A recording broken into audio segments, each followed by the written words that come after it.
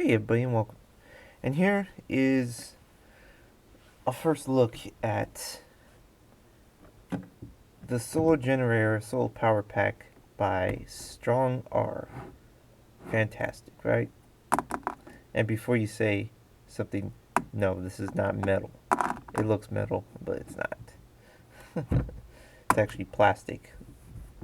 Um anyways, this is a small lightweight power pack. It's a 60 watts power, 160-watt power supply. Pretty decent. Um, I think the AH is 15.3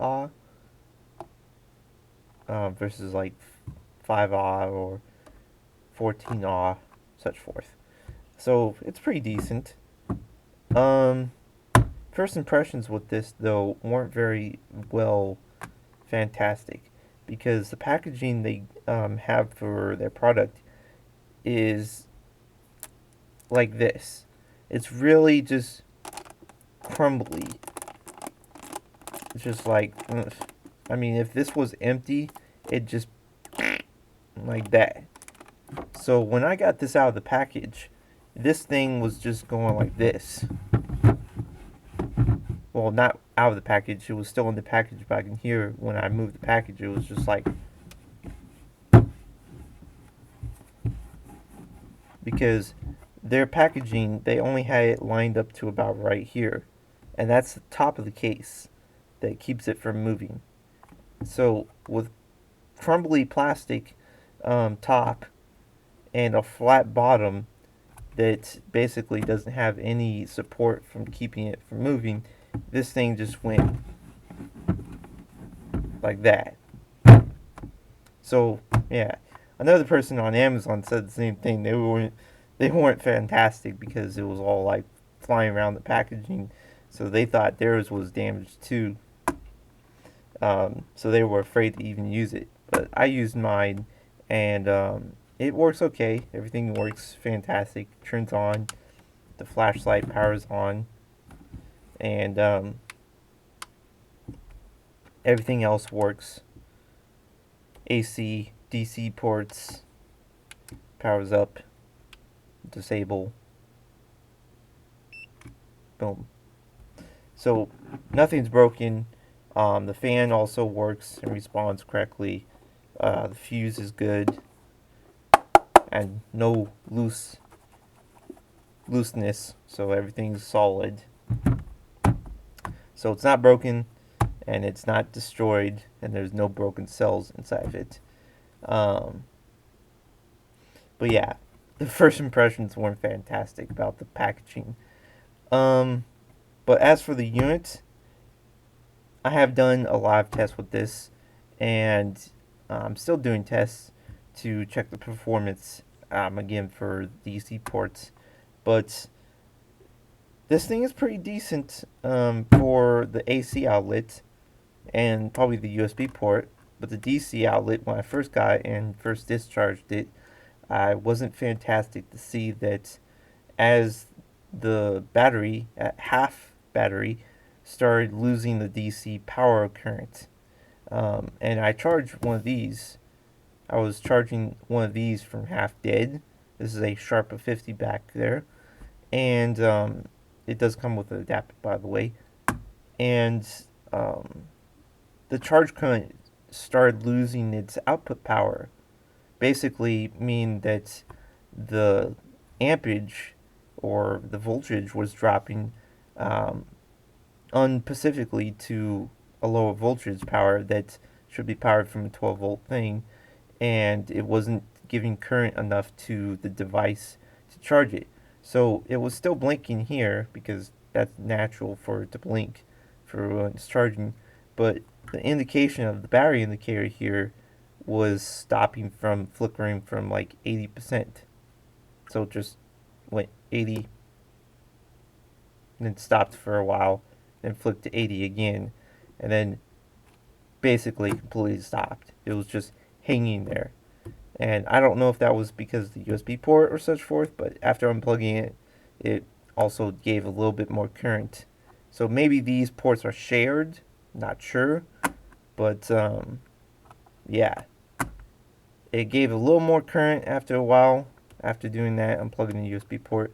But after that, like a few minutes later, it done the same thing, basically not giving enough support for charging the battery.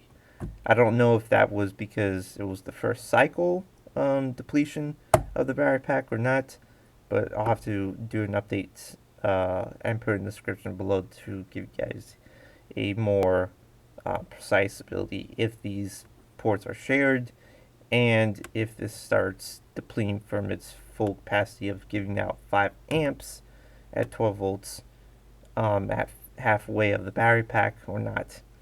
But I have also used my computer off of this. Now, my computer is not a laptop like most of people would use nowadays because power consumption, and the laptop has an internal battery, so that's like fantastic to have when in like a blackout or something like that. My desktop, my computer is a desktop, and it has a 330 watt power supply. Now, with the newer computers, with Windows 7 and such forth, they have an integrated program that manages the power consumption of the computer and keeps it stable.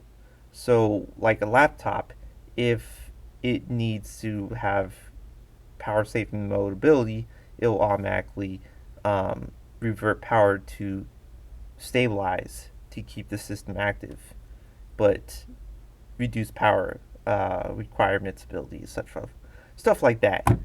So with a desktop computer and having this program, you have the 3 basic options: power saving mode, balance, and high performance. Now, that's cool and all, but this also comes in a very handy ability for brownouts or power fluctuations. So, unlike older desktops or such forth, they have like Windows 7, Windows XP or Vista or stuff like that that doesn't have this power program. Will basically shut off if there's like a lower power fluctuation. But with a Windows 7 program or such forth computer, if there's a lower power fluctuation, the computer would just go and power back up. It won't just go and turn off like most other computers would do when the power fluctuation drips too low. So if you're in like a lightning strike and the power just goes like you see the lights dim down, the computer won't just. But most other computers that don't have Windows 7 or Plus will probably just flat out die if the power just dropped that low. So that's pretty neat. So having that ability, I found out that I can run my computer on power saving mode on this and on this. And this has an 80 watt, 80 watt and 100 watt continuous power ability. So after putting my computer on power saving mode, instead of using 330 watts of power from the power supply, I'm now only required to use 70 watts or about such forth of power from the computer. So now it's able to be powered off of this without it having to blow up the fuse or anything like that, or basically taking way too much power from it really fast. So I have tested it with this already. This is a Goal Zero Yeti 150, and with nothing else plugged in but from the AC port, the Yeti works for about 2 hours and 30 minutes. That's with a lead acid battery right there. That's about a 14 power ability, something around there, 10 I don't know. This is a 15.3 battery, and it's a LiFePO Life battery, and this runs for about 4 hours on my desktop computer. So almost twice as much as this. Fantastic. And this thing weighs only about, I would say about less than 4 pounds. Now, if there is too much power going through the AC outlet from the inverter ability, there is a fan in the back right here, and there's an intake ventilation port right here, and when more power is required, the fan starts kicking on. Sorry about that. Burped. Hiccup. So this will turn on and start boosting to cool the inverter off. But yeah. And FYI, no, this is not a pure sine wave inverter. It is a modified inverter. And Mikey wants to say hi. Hello.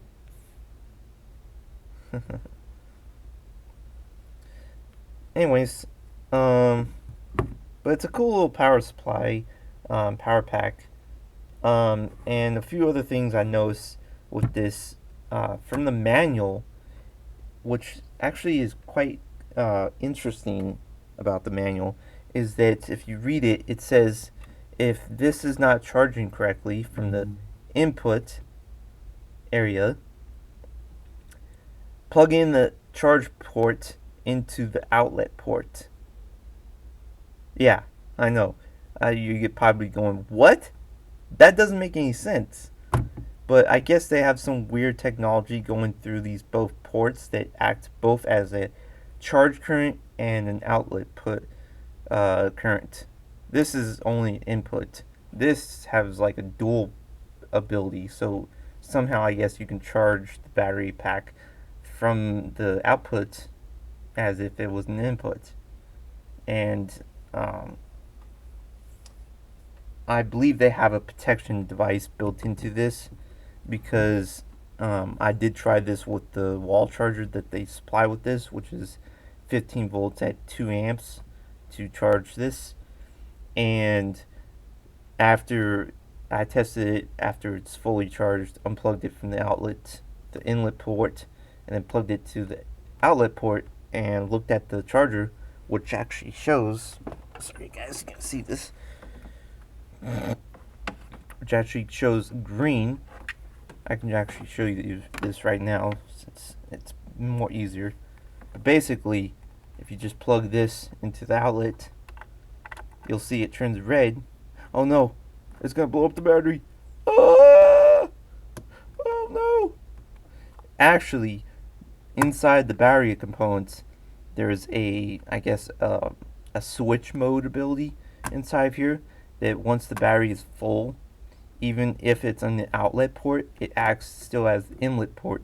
So once this is full, it automatically switches off the power current going into the battery pack, and now it says it's fully charged. So there's no more power going to the battery. But what makes this interesting is once the inverter is on,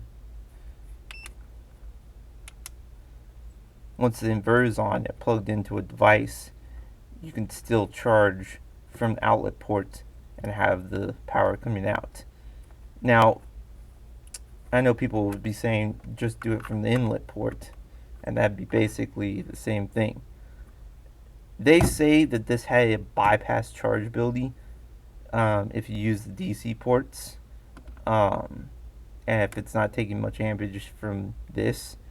But I tested that a few times, and no, it doesn't, because once it's plugged in and it says it's fully charged and the inlet port says it's done, it automatically just shuts off the inlet port for a huge period of time. Basically, when this starts getting down to probably about 70% of battery capacity, it doesn't read 70% on this, it just reads in 20 increments. But about 70% on battery life of this will start reverting to charging the inlet port. But besides that, it won't do anything for the time being until the battery is wasted from that point. So if you want to use power and charge at the same time, it'd probably be best just sticking the power from the outlet port and then power from here. But I'm not sure if that's safety, if it has that safety feature or not, so I would probably not recommend trying that. But as you can see, it does automatically turn off the charge current ability after it's completely full with the battery pack, even if you plug it in through the outlet port, which is very cool feature, but I don't know if it's 100% like that. I'll probably do an update video and do it myself and show you guys if that's compatible or not, to run it straight off the outlet port, have a charge thing like that, charge device, and blabber like that. But yeah.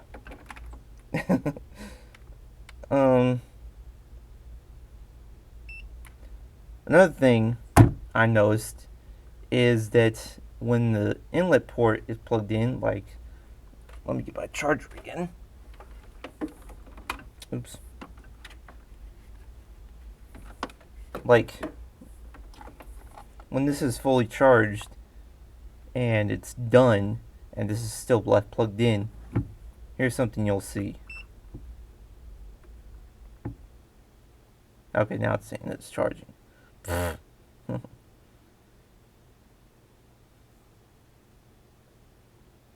So you can see the blue circle there. Okay, now it's done. So once it's fully charged and it's fully done and such forth, it will try to automatically turn off itself, because this is also saving power from the battery pack. So if there's no current going through the outlet ports or such forth, it'll automatically turn off itself, which is cool. Great feature. A lot of other devices have that too. My Sharp units have that. But this is after an hour of being active with no charge current. This is not like 15 minutes or 20 minutes or such forth. So after a period of time, this will try and shut off itself. I'll do it right now to try and shut it off now while it's still plugged in.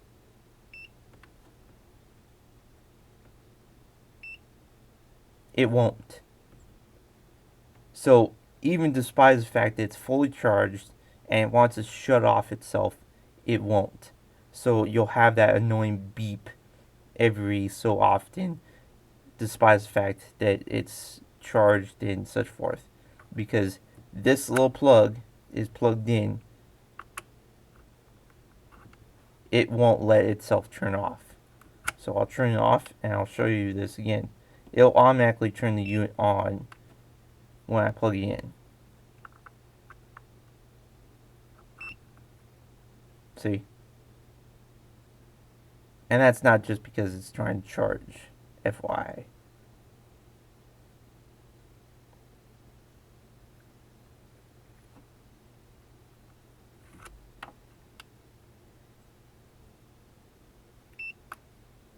Turn off again, plug in,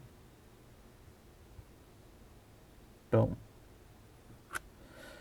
So yeah, but I can turn this off and plug it through the outlet port and charge, and it won't turn on. Interesting, huh? So anyways, just FYI, if you're done charging this, don't allow it to be plugged in like this, because yeah, you won't be able to turn it off.